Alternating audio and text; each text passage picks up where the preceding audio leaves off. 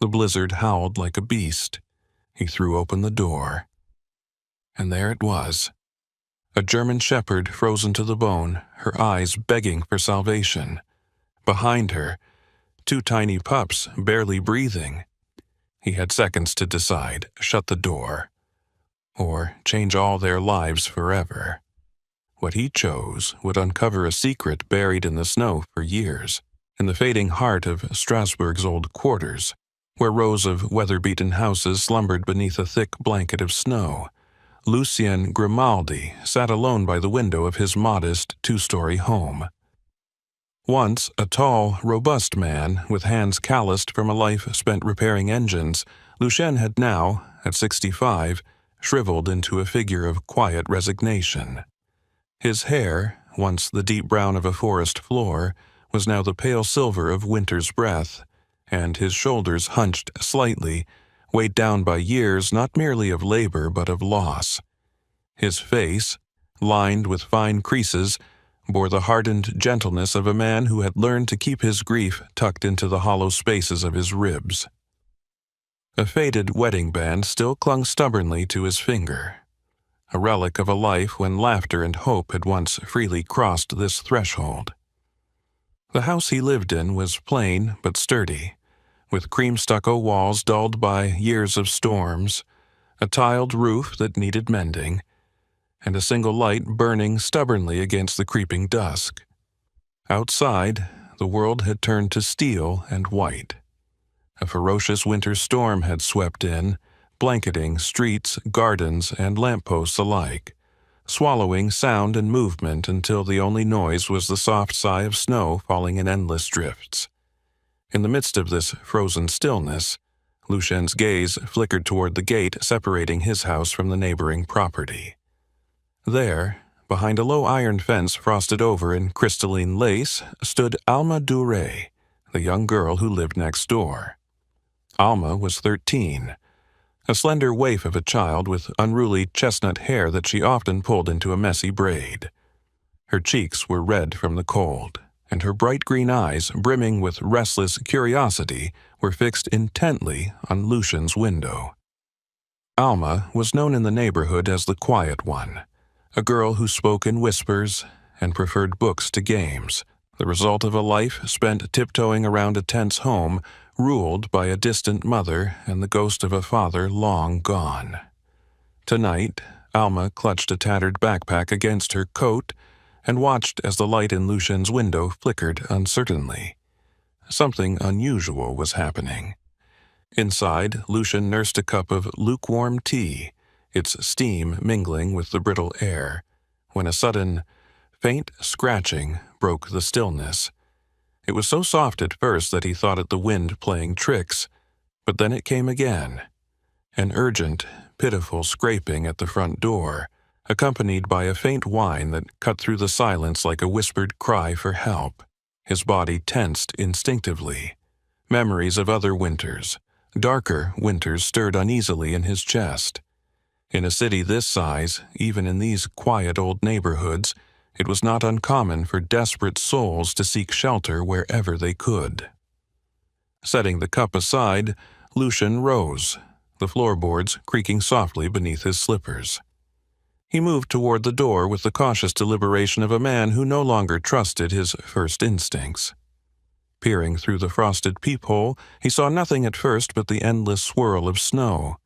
Then, with a frown, he unlatched the chain and opened the door just enough to peer outside. The sight that greeted him rooted him to the spot. On the small porch, huddled against the base of the doorframe, was a German shepherd, a female, judging by her leaner frame, whose once proud coat hung in dirty, matted clumps. Her fur was dusted with frost, and her ribs pressed visibly against her skin, each shallow breath sending a puff of mist into the frigid air. Her eyes, a startling amber, met his through the snowstorm, eyes not filled with threat, but with desperation. Behind her, barely visible against the drifts, were two smaller shapes, wriggling weakly, yipping in muted distress. Lucien's breath caught in his throat. Instinct screamed at him to shut the door. Wolves, even in the guise of domesticity, were dangerous. But another voice, quieter but stronger, whispered against the hollow spaces in his heart, compassion. He hesitated, torn between the loneliness that gnawed at his bones and the cold, pragmatic fear of letting the wild into his home. His mind flashed to a memory, unbidden and sharp. Clara, his daughter, laughing in the summer sun, clutching a young German shepherd pup in her arms. The image struck him with the force of a hammer. He blinked, shaken. The pup had borne a scar, he remembered now, a faint one slicing across its belly, just like the faint pink seam he could now see etched along the mother's underside as she shifted. The female whimpered softly, pawing feebly at the door as if to plead. Lucien clenched the edge of the doorframe so hard his knuckles whitened. Reason fought a brutal battle with grief, with loneliness, with a fragment of hope he thought long buried. Outside, Alma watched from her darkened yard, her breath clouding in the frigid air. She clutched her backpack tighter, eyes wide. She had always thought of Mr. Grimaldi as a ghost of a man, always silent, always alone. But tonight she saw something shift behind that familiar window light. Finally, with a muttered oath only the storm could hear, Lucien opened the door wider, wincing as a blast of frozen air slammed into his face. He stepped aside and gestured inward. The German shepherd hesitated for a moment, trembling violently, then gathered her last reserves of strength and staggered forward, her paws leaving smudged prints on the wooden floor. The two pups followed, whimpering as they tumbled through the threshold. Lucien closed the door behind them with a soft thud, shutting out the howling storm. The warmth of the house enveloped them like a second skin. The shepherd collapsed with a heavy sigh just inside the hallway, curling instinctively around her pups. Lucien knelt beside her, careful not to startle the animals, and reached out a tentative hand.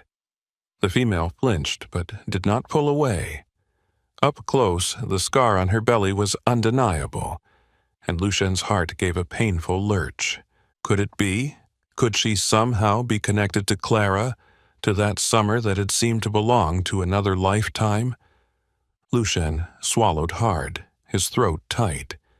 He wrapped the dogs in old towels, set out a shallow dish of water, and began preparing scraps of food. As he moved, he caught a flicker of movement at the edge of his window. Alma, still watching, hugged herself against the biting cold and smiled, a smile so small and fragile that it might have shattered had anyone tried to touch it. Inside the house, for the first time in what felt like decades, Lucien no longer felt alone. The house, once a hollow echo of memories, now pulsed faintly with new life. Lucien moved carefully around the living room, adjusting the fire, setting down bowls of water, and tearing an old blanket into makeshift bedding for the unexpected guests. The German shepherd lay curled protectively around her two pups, her eyes half closed but her ears twitching at every creak of the floorboards. She was a magnificent creature even in her emaciated state, her once glossy coat dulled to a lifeless brown and black, patches of skin showing through where the fur had thinned. The pups were barely more than bones wrapped in fur, shivering even under the modest heat of the fireplace. One was slightly larger, his coat more black than tan, while the other, smaller and weaker, had a lighter patch running along his back, a faint golden streak like the last light of sunset trapped in fur. Lucien knelt beside them, heart squeezing painfully at the sight. The mother, whom he had begun calling Aska silently in his mind, a name that meant ash in an old tongue he vaguely remembered, watched him with a look that was not exactly trust, but something close, something that gave him courage. He reached into his pantry, pulling out the few precious scraps he could find. A half-eaten roast from 2 nights ago, an open can of tuna, a stale loaf of bread. It wasn't ideal, but it would have to do. He warmed the meat slightly by the fire, hoping the smell would rouse the pups enough to eat. As he returned to the trio, he noticed Aska trying to nudge her pups upright with her nose, a soft whimper vibrating from her throat when they barely responded. Lu Shen tore small pieces of the meat and offered them in the palm of his hand. After a long, tense moment, the larger pup weakly licked at his fingers. Encouraged, he coaxed the smaller one to take a few mouthfuls as well. Watching them eat was like witnessing the first tentative flicker of a fire in a frozen wilderness, a desperate, fragile hope. Outside, unnoticed by Lu Shen, Alma crouched beneath the gnarled branches of an ancient oak that stood just beyond his gate. She had bundled herself in a too-thin jacket, patched at the elbows, her breath steaming in the frigid night air. In her gloved hands, she clutched a battered plastic shopping bag stuffed with a few cans of dog food she had begged from the corner store owner, and a neatly folded note she had spent the evening writing and rewriting in shaky, earnest handwriting. Alma Dure, daughter of a tired nurse who worked night shifts and a man who had walked away before her memories could anchor him, had grown up learning to care for herself, to notice the small sadnesses that clung to others like frost. She saw it in Mr. Grimaldi, a sorrow so profound it seemed to hollow out the very air around him, and tonight, for reasons she couldn't fully explain, she wanted to help. Trembling from more than just the cold, Alma crept up to Lucian's porch, gently placed the bag by the door, and retreated into the darkness like a spirit leaving behind a gift. Inside, Lu Shen was too absorbed in the task of survival to notice the soft thud against the doorframe. After tending to the pups, Lu Shen turned his full attention to Aska. She had shifted slightly closer to the fire, her ribs rising and falling with alarming shallowness. He ran a practiced eye over her, noting the way she held her left hind leg stiffly, the faint tremble that passed through her body whenever she tried to move. Carefully, he knelt beside her, murmuring low, soothing words as he examined the limb. There was swelling, heat, signs of a deep bruise or perhaps a hairline fracture. He cursed under his breath, wishing for stronger hands, better knowledge. At his touch, Aska did not snap or growl. She simply stared at him with those luminous amber eyes, as if willing herself to trust. The night deepened, and with it, the weight of old ghosts pressed heavier against the walls. After ensuring the dogs were as comfortable as possible, Lu Shen rose stiffly and moved to the small television perched atop a crooked wooden stand. He needed something, anything, to drown out the silence that threatened to swallow him. With a click of the remote, the screen flared to life, casting pale blue shadows across the room. The moment the first notes of a bright, chirpy commercial jingle filled the air, Aska's head jerked up. A deep, guttural growl rumbled from her chest, low and fierce. Unlike anything Lu Shen had yet heard from her, she struggled upright, teeth bared, body rigid as a drawn bowstring. The pups whimpered, huddling closer to her trembling body. Lu Shen froze, the remote slipping from his fingers. The commercial played innocently on, a montage of marching bands, children waving flags, and a line of uniformed handlers leading sleek, obedient dogs across a brightly lit stage. Aska's growl deepened, her eyes locked on the screen with a mixture of terror and fury. Lu Shen fumbled to turn off the television, the silence that followed nearly deafening. Heart pounding, he crouched low, speaking in slow, soothing tones. Aska remained tense for a moment longer before collapsing back onto her side, panting heavily. Lucienne sat down hard on the floor, staring at her. That reaction had not been random. It had been trained, conditioned, seared into her memory by forces he could only begin to guess at. He leaned closer, careful not to startle her, and for the first time noticed the worn leather collar still clinging stubbornly to her neck. It was almost invisible beneath the tangles of fur, but now, with the firelight catching it just so, he saw something more. A faint series of etchings burned into the leather's surface. Not a name or address, but a string of numbers and letters barely discernible to the naked eye. His breath hitched. A code, a serial number. Lucian's mind raced. He knew enough from old war stories and forgotten police reports to recognize what that might mean. This was no stray. This was no accident. Aska had once belonged somewhere or to someone, and whatever that life had been, it had left scars deeper than the ones etched into her flesh.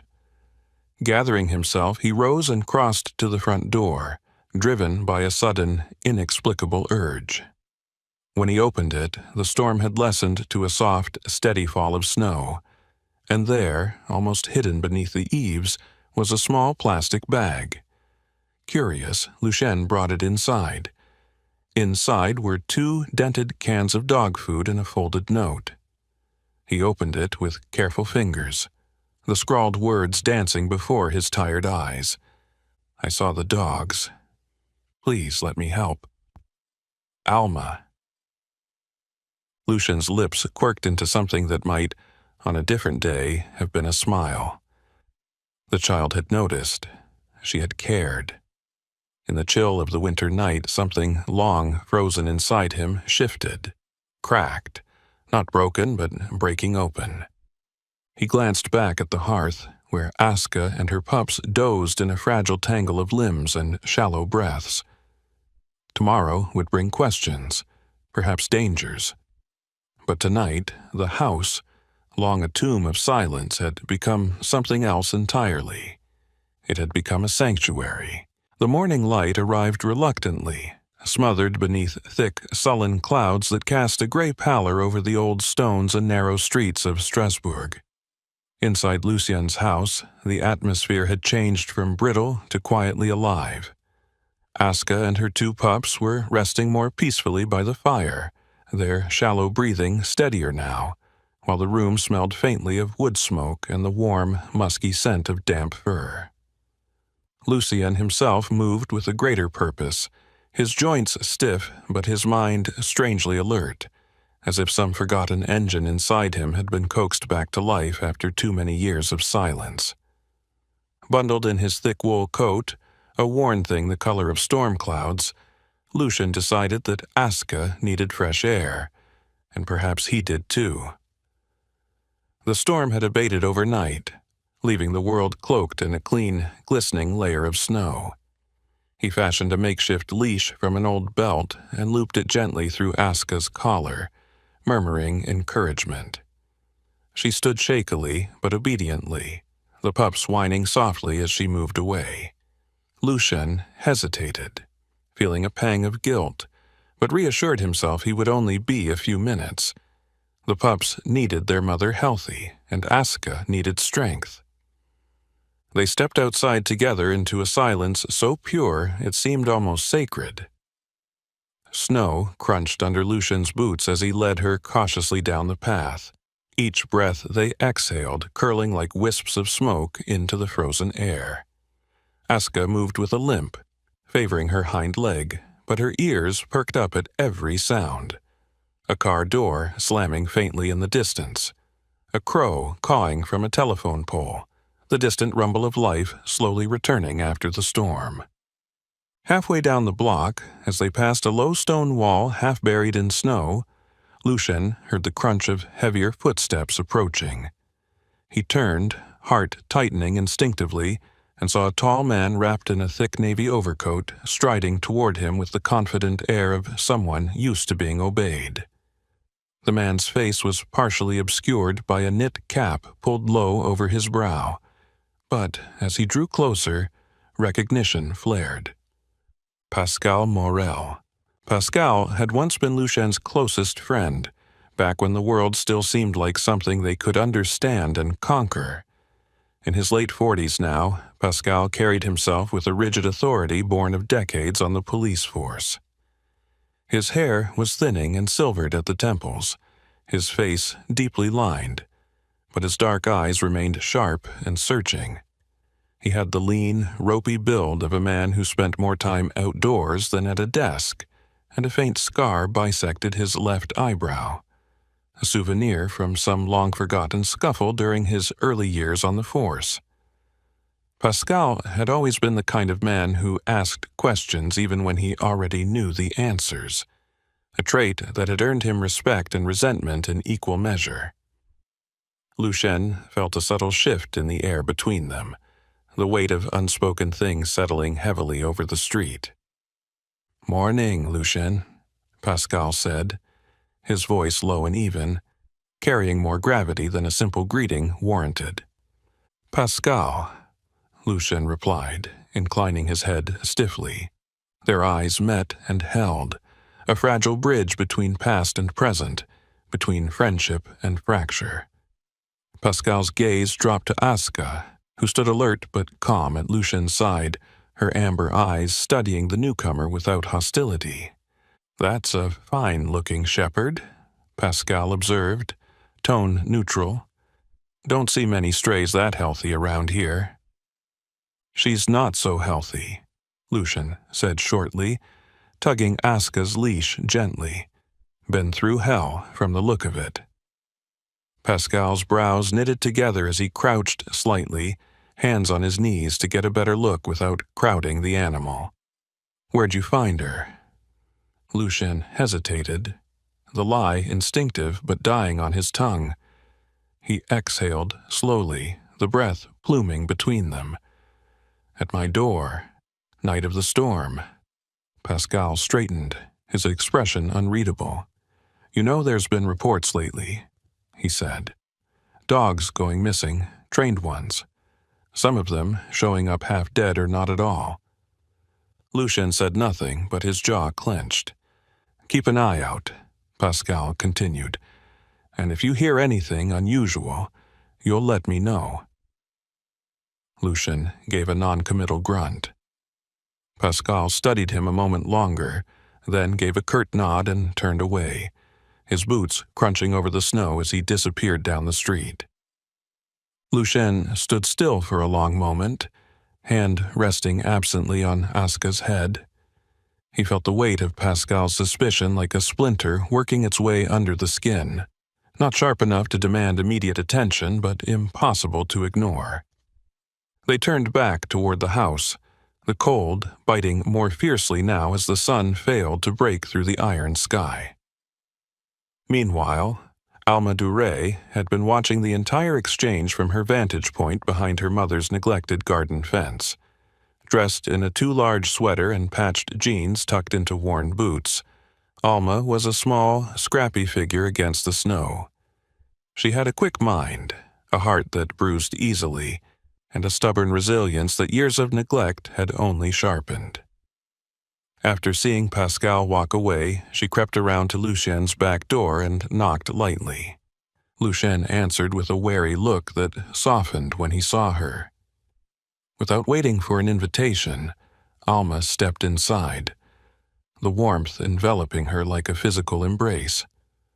Her green eyes widened when she saw the pups bundled by the fire, one dozing with its head tucked under a paw, the other gnawing sleepily on a corner of the blanket. "They're beautiful," she whispered.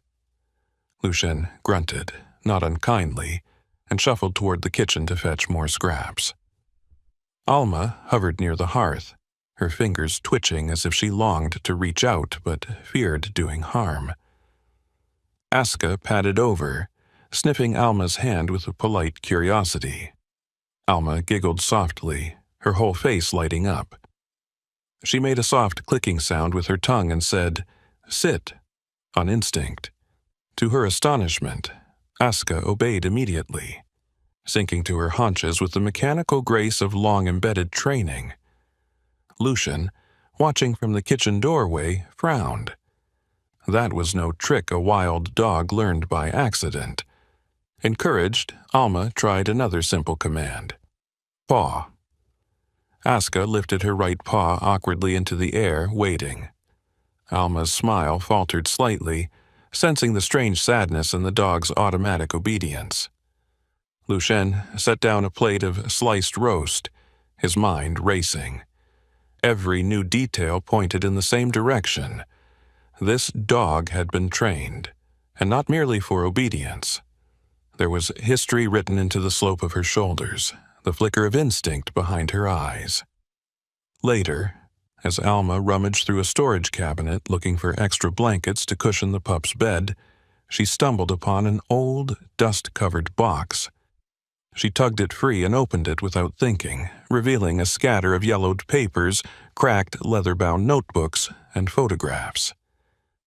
One photo fluttered to the floor, landing face up. Alma stooped to pick it up and froze. The image was faded, but clear enough. A young girl with bright eyes and long hair braided neatly down her back, grinning as she hugged a German Shepherd puppy whose coat bore a distinctive black saddle and amber eyes startlingly similar to Aska's. The name scrawled on the back of the photo in careful handwriting sent a chill down Alma's spine. Clara and Aska, summer 2012. Heart-hammering, Alma turned toward the living room, clutching the photo to her chest, the weight of a secret she didn't yet understand pressing heavily against her ribs. The morning broke reluctantly, casting a wan, milk-colored light over the city as Lucien bundled Aska into the back seat of his weather-beaten Renault. The engine sputtered twice before roaring to life, a wheezing testament to years of faithful service.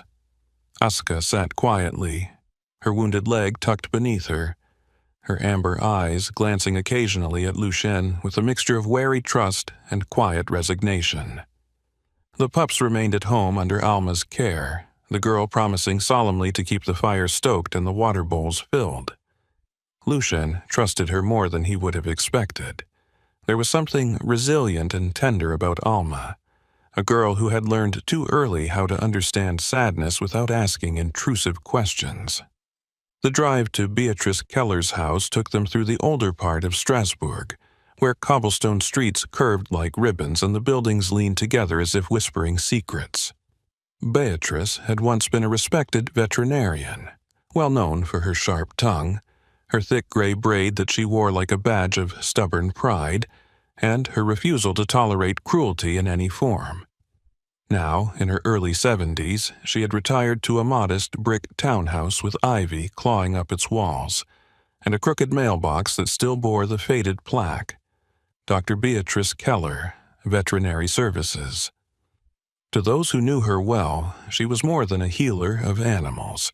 She was a sentinel standing against the quiet, insidious tide of neglect that often swept unseen through the margins of the city. Lucien parked across the narrow lane and exited the car, the cold air cutting through his coat. He opened the back door, and Aska leapt down awkwardly, favoring her injured side but determined to move with dignity. They crossed the road, the snow crunching beneath their steps, and Lucien rang the doorbell, the sound slicing through the muffled quiet of the morning. The door swung open to reveal Beatrice herself, wrapped in a thick wool cardigan the color of autumn leaves, her face creased like an old map, but her sharp blue eyes as piercing as ever. She stood at a slight stoop now, her body worn by time but still formidable in presence. Beatrice was not a woman who wasted words or pleasantries. She glanced once at Aska and nodded briskly. "Bring her in," she said, stepping aside without ceremony. Inside, the house smelled of cloves and old books, the air thick with the quiet hum of a life lived in purposeful solitude. A wood-burning stove crackled in the corner, and a cluttered work table was littered with medical supplies, battered notebooks, and framed photographs of animals, dogs, cats, even a fox cub, each one immortalized by the stubborn woman who refused to forget them. Lucien guided Aska to a padded mat in the center of the room, where she settled with a soft sigh. Beatrice circled them once, then knelt stiffly, running experienced fingers over Aska's frame with a gentleness that belied her gruff manner. "Malnourished," she muttered. Frostbite starting on the ears. Old fracture on the hind leg, improperly healed. And here. Her fingers paused along Aska's abdomen, feeling beneath the fur. A surgical scar, likely from a C-section. Lucian's mouth tightened. Breeder? Industrial, Beatrice said flatly. The kind who care more about quantity than life. She's had litters before. Too many, I'd wager. As she spoke, she reached for a small penlight and gently examined Aska's ears, parting the fur with delicate precision. A low, startled sound escaped Beatrice's throat, more vibration than voice. "What's wrong?" Lucian asked, stepping closer. Beatrice angled the light carefully, revealing a faint metallic glint embedded deep within the tissue, a nearly invisible sliver of old technology. "A microchip," she said grimly, "but not the kind vets use. Military grade, early model." She rocked back on her heels, staring at Aska with renewed intensity. This dog belonged to someone who wanted to make sure she couldn't be easily traced or stolen. Lucian's heart began to hammer painfully against his ribs. "I can try to scan it," Beatrice offered, rising stiffly to fetch an ancient, boxy scanner from her work table. "Might not work. These old chips degrade, but it's worth a try." Meanwhile, across town, Pascal Morel leaned against the hood of his unmarked police car, flipping through an old case file that had haunted him for nearly a decade. The cold bit into his fingers even through his gloves, but he barely noticed. The file was thin, too thin. 7 years ago, a promising investigation into an illegal dog breeding and training ring had been abruptly shuttered, evidence conveniently misplaced, key witnesses suddenly uncooperative. And all of it had coincided suspiciously with the disappearance of Clara Grimaldi. Pascal had never been able to prove the connection, but the timing gnawed at him still. Now, with Lucien suddenly harboring a German shepherd that bore every hallmark of that old operation, the questions were crawling back with a vengeance.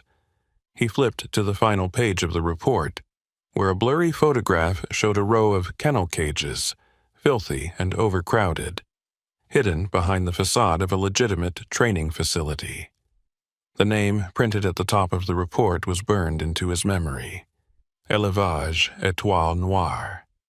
The Black Star Breeding Center, a name that, according to the records, no longer existed. Pascal closed the file and slid into the car, starting the engine with a grim determination. If the past was stirring again, he would not let it slip through his fingers this time. Back at Beatrice's, Lucian watched anxiously as she coaxed the scanner to life with a few sharp taps. It emitted a shrill beep, then fell silent. Beatrice muttered under her breath and adjusted the settings, trying again. This time, the machine buzzed once, and a string of numbers and letters scrolled across the small screen. Beatrice frowned, tapping a few keys to decode the information. Her face paled slightly, the first genuine sign of emotion Lucien had seen from her in years. "What is it?" he demanded, stepping closer. Beatrice turned the screen toward him. The registration name linked to the chip blinked in harsh green letters, Clara G. Lucien staggered back as if struck, the room tilting wildly around him. His breath rasped loud in his ears, drowning out Beatrice's sharp, concerned voice. His daughter's name. His Clara. Somehow impossibly tied to this broken, battered creature lying at his feet. Aska lifted her head at the sound of his gasp, her golden eyes locking onto his with an intensity that stripped away every pretense, every doubt. Something deep inside Lucien cracked open, a flood of fear and hope and aching, desperate love surging through the chasm. He knelt beside Aska, his hands trembling, and whispered the name that had been buried in silence for far too long. "Clara?" And Aska, hearing the name, wagged her tail once, slow and deliberate, as if acknowledging a secret only they two could ever truly understand. The night fell heavy and cold, thicker than usual, wrapping the world in a silent shroud of white. Snow had returned with a vengeance, hammering the roofs and blanketing the narrow streets of Strasbourg until even the sharp edges of fences and parked cars seemed to soften and blur. Inside Lucien's house, the fire crackled low, casting long shadows that danced across the faded wallpaper. Alma was curled up on the floor beside the pups, who now snuggled in a nest of old blankets, their tiny bellies round from steady meals and their breathing deep with the peace only safety could grant. Lucien sat in his armchair, an ancient novel spread open but unread in his lap, his mind spinning endlessly around the revelation Beatrice had given him. Clara G., the name that refused to loosen its grip from his heart. He glanced at Aska, lying in a patch of firelight, her ears flicking now and then as she drifted between sleep and wakefulness. She seemed different somehow tonight, her muscles taut beneath her coat, her breathing shallow and alert. The moment shattered when Aska's head snapped up, her body stiffening like a drawn bowstring. A deep, resonant growl rumbled from her chest, vibrating the very air. Lucien startled, the book slipping from his lap.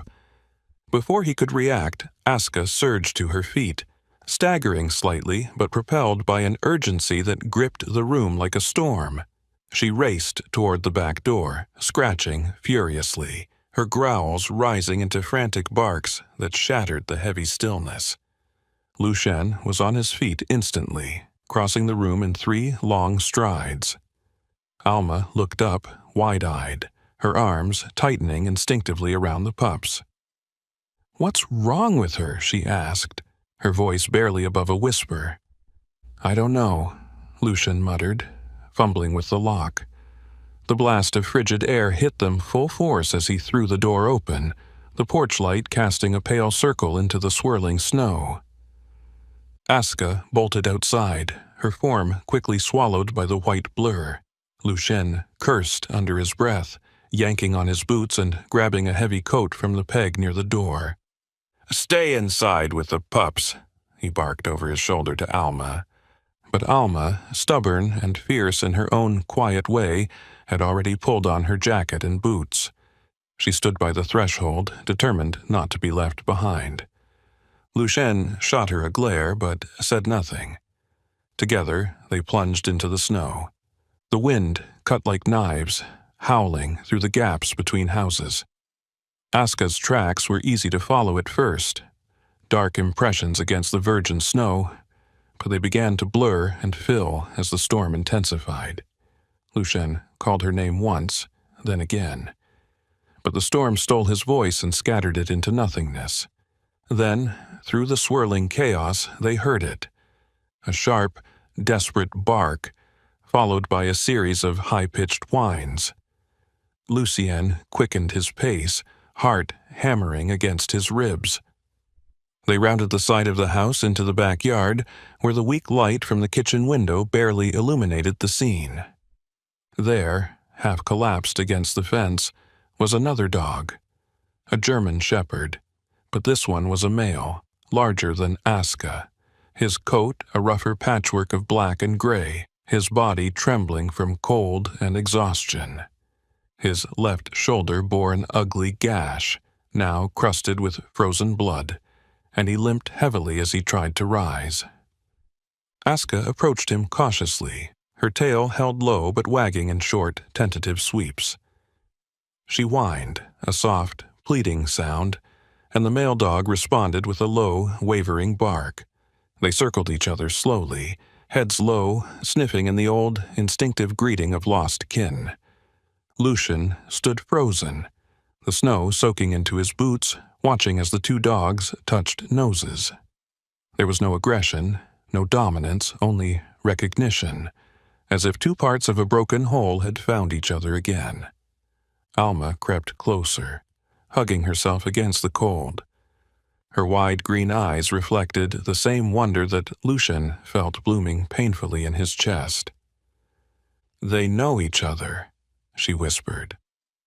Lucien nodded mutely, feeling something shift deep inside him, a silent truth settling into place. The male shepherd wobbled and staggered toward Aska, who steadied him with a gentle nudge of her shoulder. Together, they began to sniff the perimeter of the yard, noses low to the ground, as if searching for something left behind. Lucien watched them for a moment longer before moving carefully forward, speaking in low, soothing tones. He knew better than to rush an injured animal, especially one as stressed and desperate as this. Slowly, he extended his hand, palm open. The male shepherd flinched but didn't retreat. His golden eyes, dulled by fatigue, flickered with a glimmer of recognition, perhaps not of Lucien himself, but of something safer than the endless, merciless cold. Lucien managed to coax him closer, wrapping one arm gently around the dog's chest to steady him. Aska pressed against Lucien's side, a silent guardian. "We need to get him inside," Lucien said, more to himself than to Alma, whose face was pinched with worry but resolute. Together, they half lifted, half coaxed the wounded dog across the yard and back into the house. Inside, the warmth hit like a wall, the scent of smoke and old wood welcoming them back into the fragile sanctuary they had built. Lucien laid the male down near the fire, where he immediately collapsed into a heap of trembling fur and shallow breathing. Aska curled beside him, resting her head gently across his neck. Alma darted into the kitchen, returning with towels and a bowl of water, her movements brisk and purposeful. She had the wide-eyed terror of someone aware of just how fragile life could be, but she moved without hesitation. Lucien worked methodically, checking the wound as best he could. It looked nasty but not fresh, days old perhaps, and in desperate need of cleaning. He made a mental note to call Beatrice in the morning, if the weather allowed. As he worked, Alma hovered nearby, her eyes constantly darting between the two shepherds and the pups, who had begun to stir and whimper from all the commotion. Seeking to comfort herself, Alma reached out to stroke Aska's thick fur. As she ran her fingers through the matted tangles, she paused, her brow furrowing. Something small and stiff caught against her hand. "What's this?" she murmured, carefully parting the fur. Tucked close to Aska's skin, knotted into the coarse undercoat, was a scrap of fabric, weathered and dirty, yet still bearing faint traces of embroidery. With trembling fingers, Alma teased it free and held it up to the firelight. The words stitched into the faded cloth made her breath hitch sharply. "Clara's companion, #3. She turned toward Lucien, the fabric clutched tightly in her hand, her voice barely a whisper above the roaring fire. "Lucien, you need to see this." The night stretched long and restless around Lucien's house, as if the walls themselves were holding their breath. The small living room, once a tomb of dust and silence, now bristled with a strange, volatile energy. The two German shepherds slept near the fire, their bodies curled tightly together, each shuddering twitch or muted whimper a grim echo of memories too deep to voice. Lucien sat at the kitchen table, a tattered manila envelope spread before him, its contents spilling like old wounds reopened. His hands, roughened by years of labor and softened by years of regret, trembled slightly as he unfolded yellowed papers, faded photographs, and maps marked with cryptic annotations. The slip of fabric Alma had found earlier still lay beside him, its worn edges and stitched words. Clara's companion, #3, weighing heavier than any blade. Alma herself sat cross-legged on the floor nearby, the pups nestled against her legs. Her presence was a quiet balm, a reminder that despite everything shattered and lost, There was still something here that could be saved. She didn't ask questions. She simply waited, understanding somehow that some griefs needed to be spoken in their own time. Lucien exhaled slowly and drew the first document closer. A newspaper clipping, its ink smudged but legible. Illegal dog trafficking ring busted near Strasbourg, 2015. The article detailed a police raid on a facility masquerading as a legitimate kennel, uncovering dozens of malnourished dogs, underground holding cells, and illegal documents suggesting an international network of animal smuggling. Yet no names were listed, no convictions, only a passing mention of the organization's coded name, Echo Recherche. He rubbed his forehead, chasing memories like fragile ghosts. Clara had disappeared that same year after growing increasingly distant, secretive. She had always been bright, brave, compassionate to a fault, the kind of child who would have thrown herself between harm and helplessness without a second thought. Was it possible? Could she have been drawn into something far darker than he had ever imagined? As Lucien wrestled with these thoughts, elsewhere across the city, Pascal Morel pulled his battered Peugeot into the weed-choked lot of an abandoned industrial park on the city's outskirts. The headlights sliced through the swirling snow, illuminating crumbling concrete walls tagged with faded graffiti and broken windows staring blankly into the night. Pascal was a man shaped by years of quiet persistence. His tall, spare frame moved with the economy of someone who had long ago traded bravado for endurance. His weathered face, dominated by deep-set dark eyes, betrayed little emotion but an unyielding patience that made him a formidable investigator. He killed the engine and climbed out, the snow muffling his footsteps as he made his way toward the largest of the derelict warehouses. The tip he had received, anonymous, terse, and tantalizing, claimed that traces of the Echo Recherche operation still lingered here, buried under dust and indifference. Inside, the warehouse was a frozen cavern, filled with the stink of old rust and decay. Pascal swept his flashlight across the interior, revealing rows of rusted cages, their doors gaping like broken teeth. Heavy chains still bolted to the floor rattled faintly in the draft. Dark stains marred the cracked concrete, some old, some newer, the kind of stains that told stories Pascal didn't want to imagine too deeply. He crouched beside one of the cages, brushing away debris until he uncovered a scorched metal plaque still bolted to the frame. Echo Recherche. Proof, at last, that this place had not been entirely abandoned by its ghosts. Yet, it was what he found next that made his breath catch. A faded directory pinned crookedly to the far wall, its plastic cover cracked with age. Most of the names were illegible, but one near the bottom remained, scrawled in neat, bold letters. Director, Julien Grimaldi. Pascal stared at it, cold sweat breaking across his spine despite the freezing air. Grimaldi. It was not a common name. The connection to Lucien, tentative before, now loomed impossible to ignore. He snapped a photo with his phone, feeling the weight of the revelation settle into his bones like lead. Back at the house, Lucien rubbed his tired eyes and stared again at the old maps he had salvaged from his own attic after Clara's disappearance. One map was marked with strange routes through Strasbourg's industrial districts, dotted with initials and coded notations. At the time, he had assumed they were the aimless doodlings of a restless teenager, a mind fascinated by puzzles and mysteries. Now, with hindsight sharpened by desperation, he saw something else, a careful documentation of movements, perhaps even smuggling operations. A soft knock at the door broke through his reverie.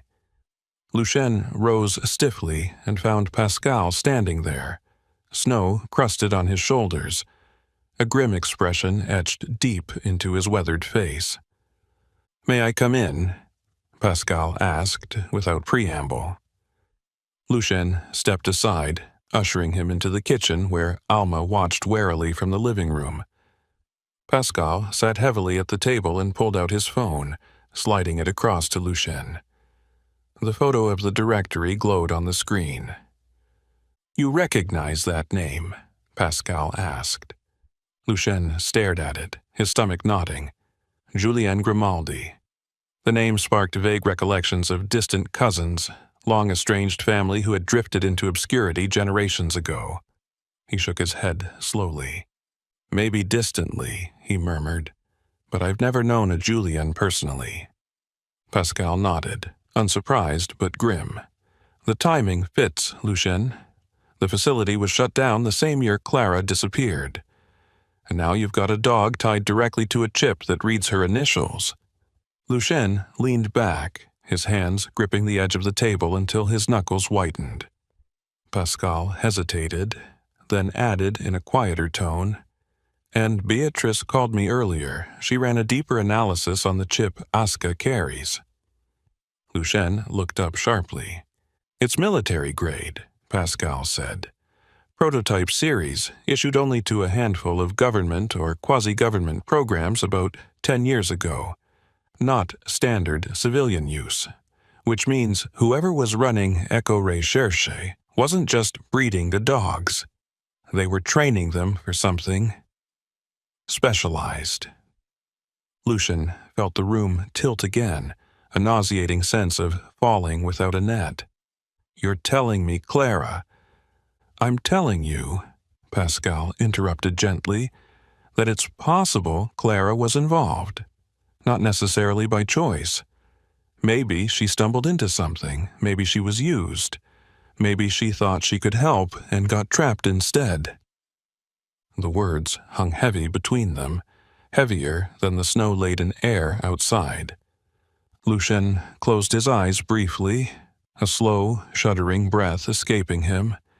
He pictured Clara's smile, the fierce light in her eyes, the unshakable kindness she wore like armor. If she had seen suffering, she would have tried to stop it, no matter the risk. Pascal watched him closely, then leaned forward, his voice dropping to a low, grave murmur.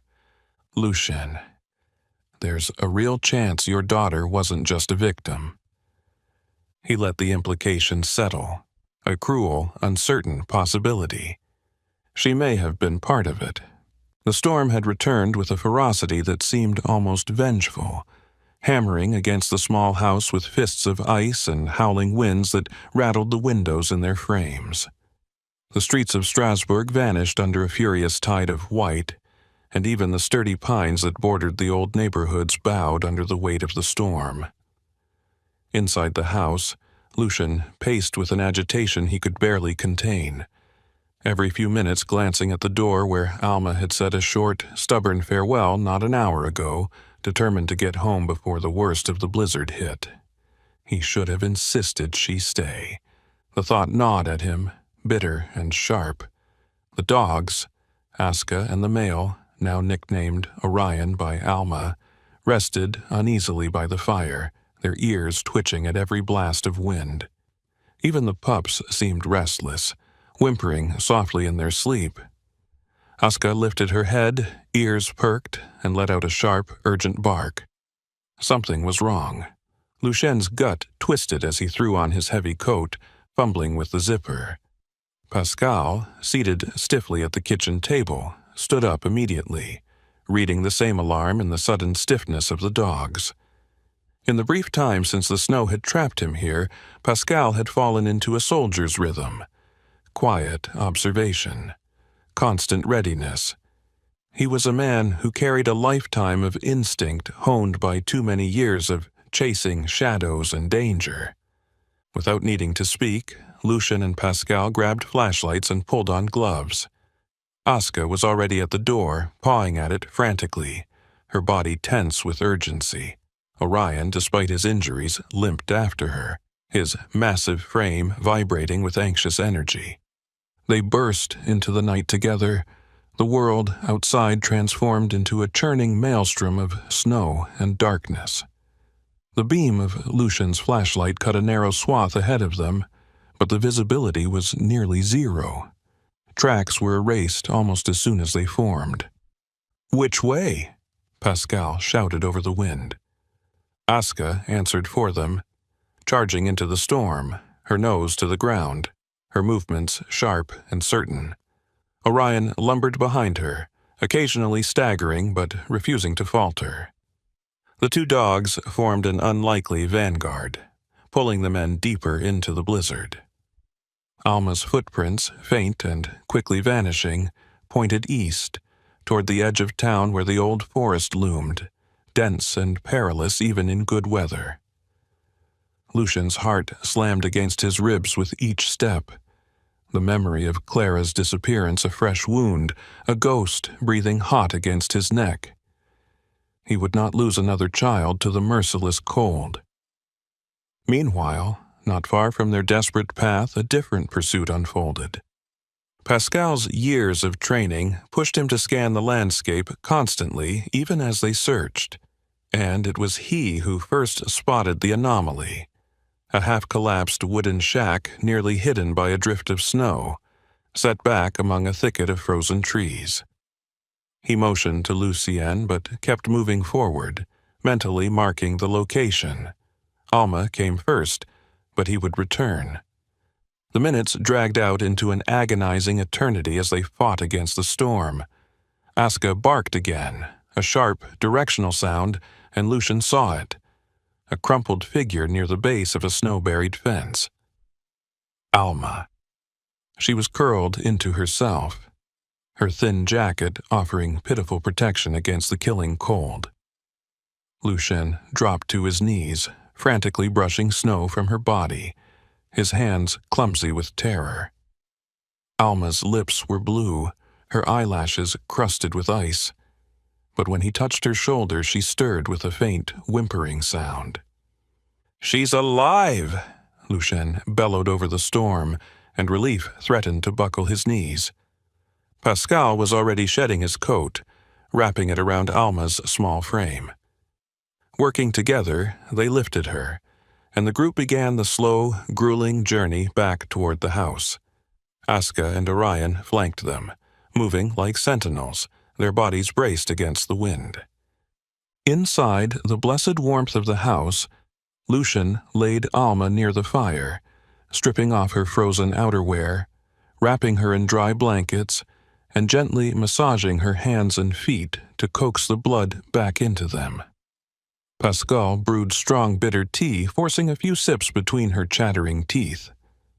Color returned slowly to Alma's pale cheeks, and when her eyes finally fluttered open, she whispered hoarsely, "I got turned around. I'm sorry." Lucian cupped her face between his hands, his voice thick with unshed tears. "You're safe now. That's all that matters."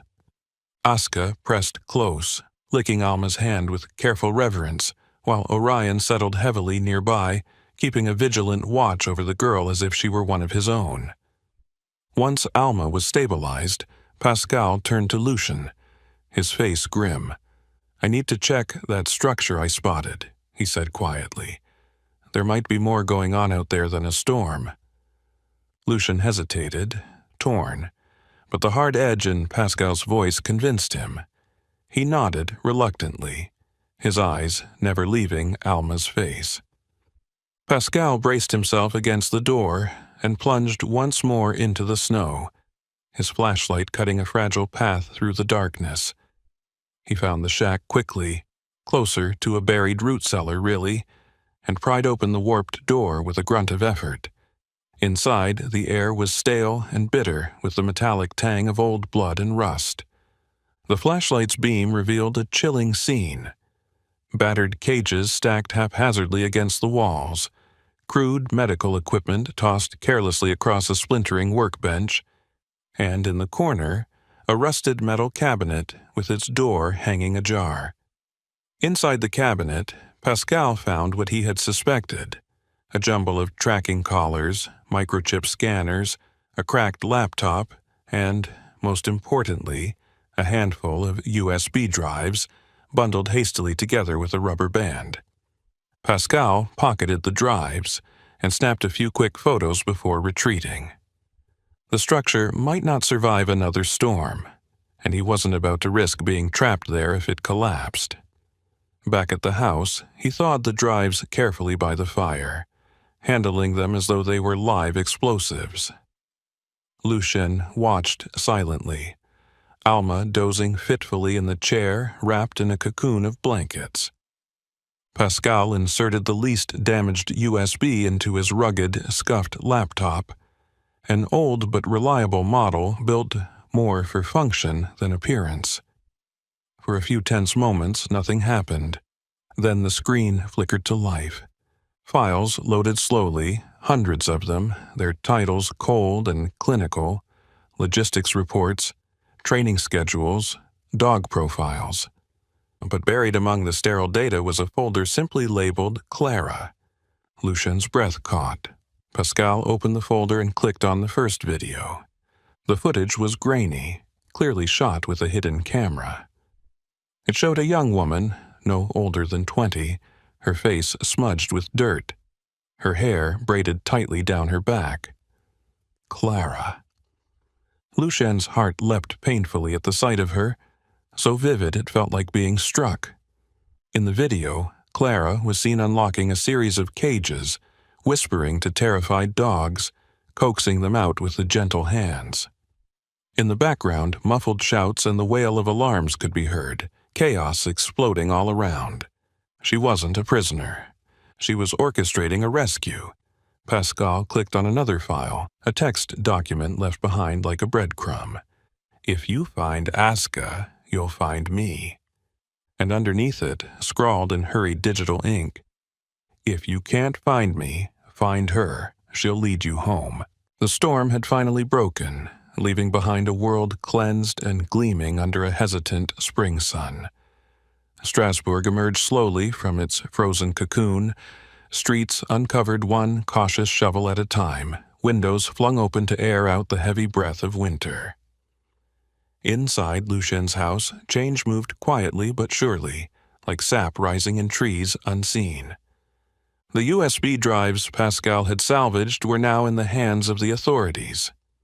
A quiet handoff in a nondescript police building had triggered what Pascal referred to as the awakening of old debts. Files once buried under red tape and whispered threats were being reopened, dusted off by new younger officers less willing to look the other way. Clara's name had resurfaced, not as a suspect but as a witness, a catalyst. Her actions had not gone unnoticed after all. They had simply been forgotten by a system more comfortable erasing inconvenient heroes. Through discreet channels, Pascal learned that Clara was alive. She lived now in the remote alpine region of Haute-Savoie, near a small, unincorporated village so tiny it barely warranted a dot on the map.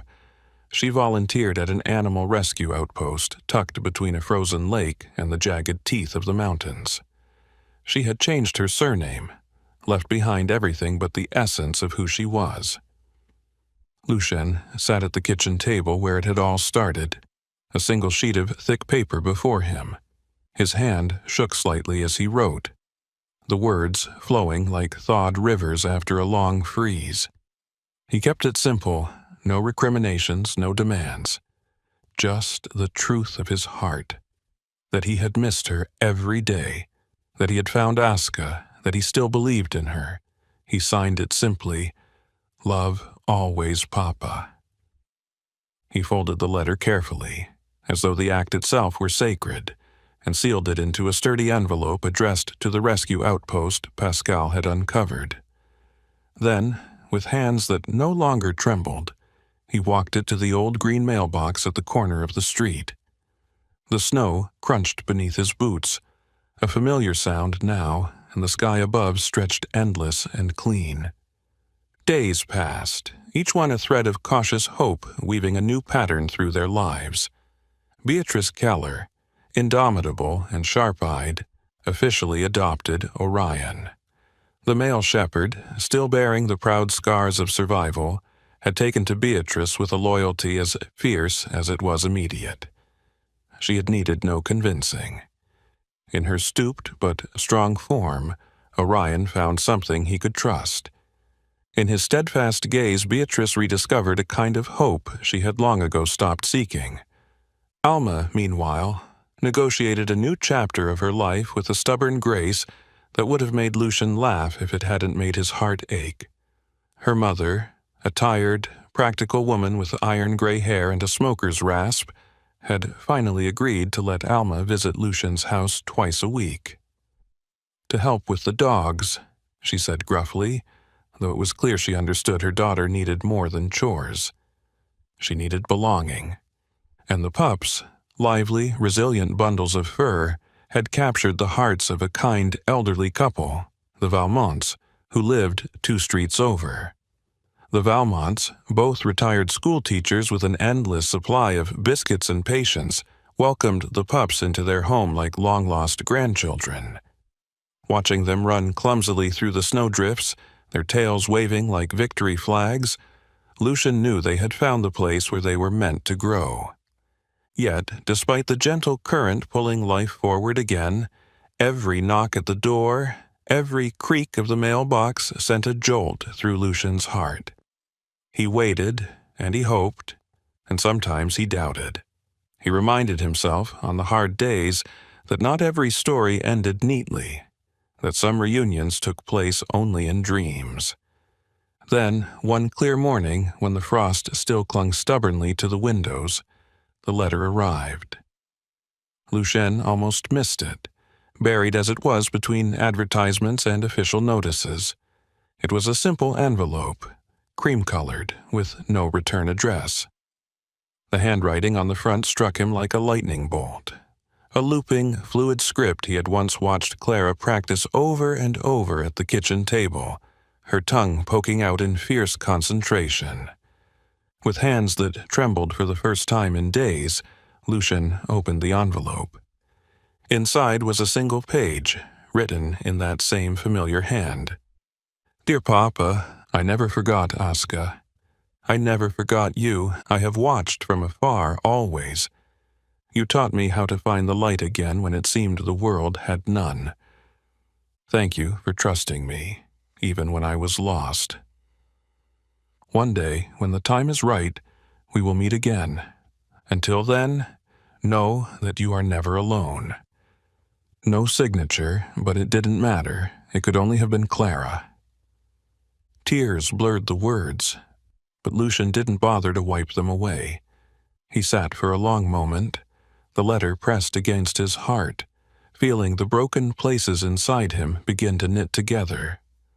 That afternoon, as the sun climbed hesitantly higher into the pale blue sky, Lucian, Alma, Pascal, and the 2 shepherds made their way up the hill that overlooked the town. It was the first time Lucian had climbed it since Clara had disappeared, and every step felt like reclaiming something sacred.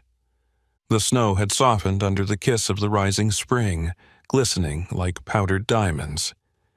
As they reached the summit, the whole town unfurled below them, rooftops steaming gently as the ice released its grip.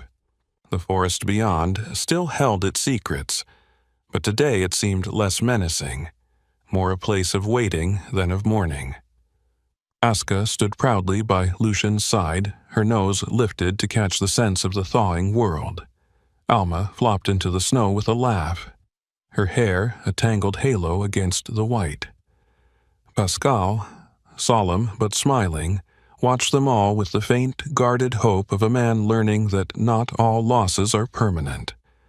Lucian lifted his face to the sun, feeling its tentative warmth seep into his bones. The letter was tucked safely into the pocket of his coat, close to his heart. He did not know when Clara would return, or if fate would allow him the reunion he dreamed of, but he knew, with a certainty deeper than the cold earth beneath his feet, that she was alive, that she had found her way through darkness and not been lost, and that was enough, for now. The 4 of them stood together atop the hill, a ragtag family stitched together by loss and resilience, by love that refused to yield. Around them, the snow glittered. Above them, the sun blazed. And within Lucien's chest, hope burned steady and unafraid. Sometimes the greatest miracles are not loud, blinding flashes of wonder, but quiet moments of survival, reunion, and unconditional love. In a world blanketed by hardship and sorrow, a single act of kindness, a second chance given without expectation, can be the hand of God reaching down to remind us, you are not forgotten. Lucien's journey, from a heart frozen in grief to a heart warmed by hope, is a reflection of the unseen ways God moves in our lives. He works through our smallest choices, opening a door to a wounded soul, offering shelter to the lost, believing in what the world calls impossible. Just as Lucien found light in the snowstorm and trust beyond betrayal, so too are we called to trust that even in our darkest winters, spring will come. And perhaps that is the real miracle, that no matter how far we stray, no matter how deep the cold, God plants within us the stubborn, sacred hope to find our way back to each other. If this story touched your heart, we invite you to share it with someone who may need to hear that miracles still happen in the most ordinary moments. Leave a comment below. Have you ever experienced a quiet miracle in your life? We'd love to hear your story. And don't forget to subscribe to our channel for more real-life stories that prove love, faith, and compassion can change the world.